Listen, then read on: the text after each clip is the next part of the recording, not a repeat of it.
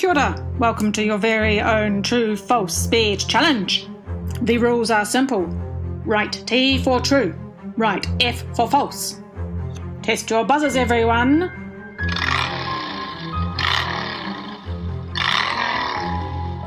Are you ready? Here goes. How to make Kutai Fritters true-false challenge. Questions. 1. You need 1 cup of flour and 1 egg. 2. After you have steamed the mussels, you should throw away the ones that have stayed closed.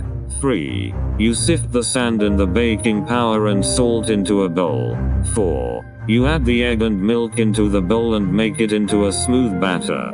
5. You cook the mixture in a frying pan and then serve with a wedge of lemon and some salad if you like it. Answers. True, true, false, true, true.